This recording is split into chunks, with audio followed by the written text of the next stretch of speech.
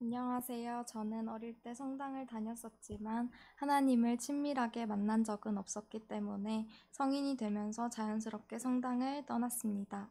저에게 하나님은 그저 멀리 계신 전지전능한 분, 내가 얼마나 힘든지 알면서도 지켜만 보시는 분이었어요. 제가 어릴 때 성당에서 예수님이 못 박혀 계신 십자가를 보면 너무 잔인해 보여서 아주 무서워했던 기억이 납니다. 왜 저렇게 아프게 돌아가셨는지는 잘 모르지만 그게 우리를 위해서였다고 하시니 뭔가 예수님한테 잘해드려야 될 것 같다는 죄책감도 느꼈습니다. 그동안 자라면서 누군가 저를 전도한 적은 거의 없었는데요. 3년 전 독일 석사 유학을 준비하던 때에 주변에서 저에게 교회를 가보라는 말도 아니라 성경을 읽어보라는 권유를 해줬습니다. 즐겨보던 유튜브 채널을 통해서도 그랬고, 오래 알았던 지인을 통해서도 갑자기 들었습니다. 처음에는 그 말을 듣고 나는 성당을 다녔는데도 성경에 어떤 이야기가 쓰여 있는지 몰랐다니 희한하네. 언젠가 한번 읽어보자 하고 그냥 넘겼습니다. 이후 독일에 가서 독일어 공부를 하다가 성경은 독일어 버전도 있으니까 한국어랑 번갈아 가면서 읽으면 언어 공부에도 도움이 되겠지 하는 마음에 처음으로 성경을 읽어보게 되었습니다. 독일의 트램에 앉아서 핸드폰 어플로 요한복음을 읽기 시작했는데요. 이 말씀은 곧 하나님이시다라는 1장 1절 9절에 깜짝 놀랐던 기억이 납니다. 말씀이 하나님이시라는데 그동안 나는 성경도 모르고 기도를 했으니 그럼 누굴 믿고 누구에게 기도한 거지? 하는 충격이 꽤 컸습니다. 요한복음에 나온 예수님의 생애를 읽다가 처음으로 눈물이 터졌던 기억도 납니다.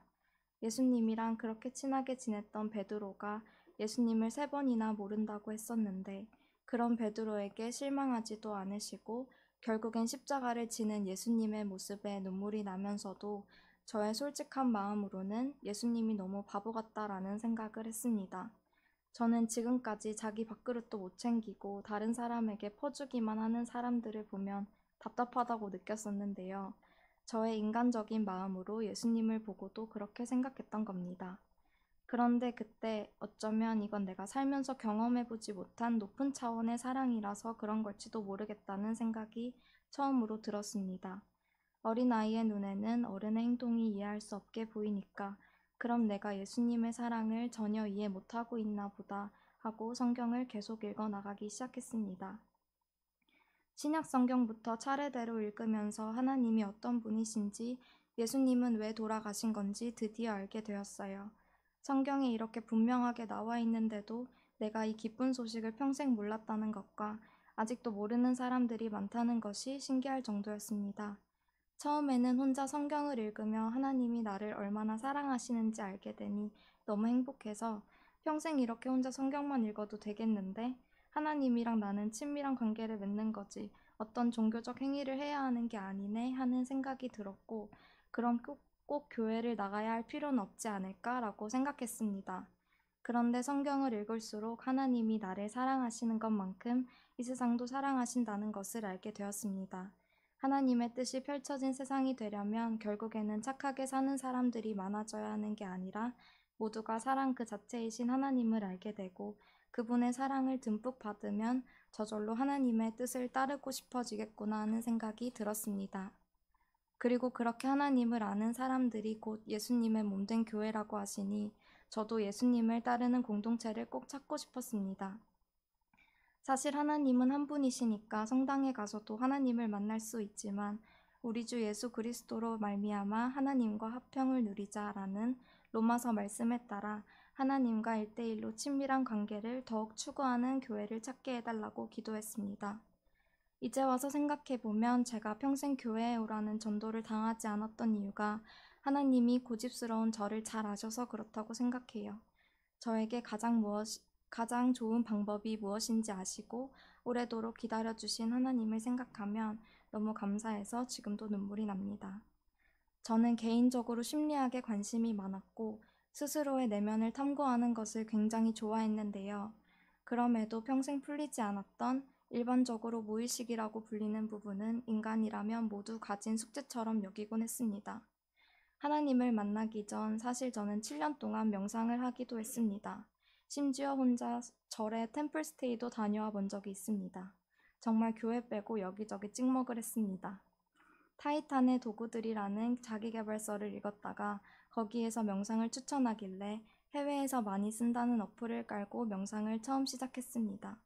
명상 자체는 그냥 생각을 다스리는 도구였는데요.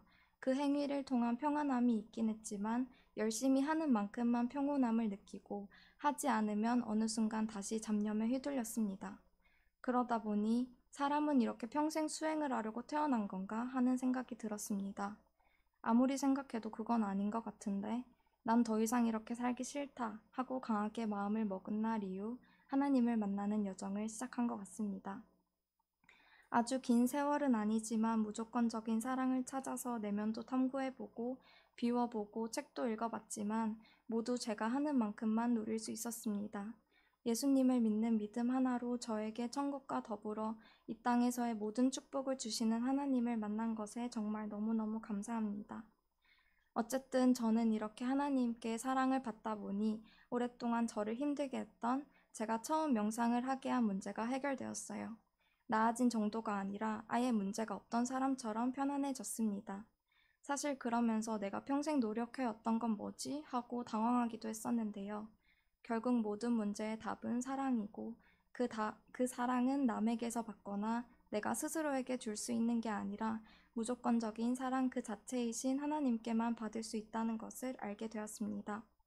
그리고 하나님은 고등학생 때부터 제가 앓던 알러지도 치유해 주셨습니다. 저희 집에는 고등학생 때부터 고양이가 있는데요. 처음에는 알러지가 아니라 비염 때문인 줄 알았다가 자취를 하면서 재채기를 하지 않으니 그게 바로 고양이 알러지였다는 것을 알게 되었습니다. 나중에는 심리적인 것까지 겹쳐서 고양이 털을 보기만 해도 눈물이 글썽거리고 재채기가 났습니다.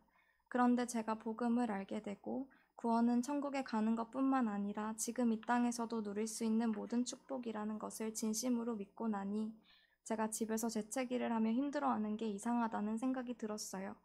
하나님이 에덴 동산을 만들고 아담에게 동물들을 다 부르게 하셔서 이름을 짓게 했을 때 아담이 고양이 이름을 지으면서 알러지 때문에 재채기를 했다는 건 말도 안 된다는 생각이 들었습니다. 저를 힘들게 하는 것은 하나님이 절대 주셨을 리가 없었고 저는 알러지 반응을 적극적으로 무시하기 시작했습니다. 처음 이틀 동안은 계속 재채기가 나오고 눈물이 났는데요. 하나님이 주신 게 아니면 나랑 상관없다 하고 반응했고 정말 감사하게도 그 이틀 이후로 13년 동안 앓았던 알러지가 지금은 완전히 나았습니다. 몇 주 전에는 오후에 청년부에서 함께 성경 공부를 한 뒤 목사님께서 혹시 아픈 사람 있냐고 물으셨습니다. 그날따라 다들 별 말이 없었고 저는 심각한 문제는 아니지만 그래도 불편한 부분이 있으니까 하면서 약간은 장난스럽게 저 입에 구내염이 생겼어요 하고 말했습니다. 목사님이 기도하실 때 구내염도 깨끗이 치유되었다고 기도해 주셨고 사실 저는 그 이후에 기도를 한 것도 까먹었어요. 그런데 다음날 아침에 일어났더니 구내염이 바로 아물어 있었습니다. 사실 구내염은 심각한 큰 병이 아니라서 뭐 그 정도야 하고 생각할 수 있지만 저에게는 정말 기적이었는데요. 지금까지 저는 구내염이 생기면 단 한 번도 자연 치유가 된 적이 없었습니다. 약이 없이는 아물지 않았기 때문에 구내염이 생겨도 늘 그 아픔을 당연하게 여겼습니다. 그런데 기도를 받은 다음 날 바로 나은 걸 보고 내가 장난스럽게 말한 것도 하나님께서는 다 듣고 계시는구나. 하나님은 내가 조금도 아프거나 불편한 것을 원하시지 않는구나 하고 너무 감사했습니다. 끝으로 어떤 크리스천 연예인들이 상을 받을 때 하나님 감사합니다. 하나님께 영광 돌립니다. 하는 모습이 제가 하나님을 믿지 않았던 때에도 되게 멋있어 보이고 부러웠어요. 눈에 보이지 않는 하나님에게 저렇게 공개적으로 감사함을 돌릴 정도라니 저 사람은 신과 어떤 관계를 맺는 걸까 싶었습니다. 여기 나와서 얘기하게 되니 그때 생각이 나는데요. 교회라면 질색했던 저를 제 발로 여기까지 오게 하신 하나님은 정말로 살아계십니다. 은혜의 복음을 전하는 공동체까지 선물로 주신 주님께 너무너무 감사드립니다.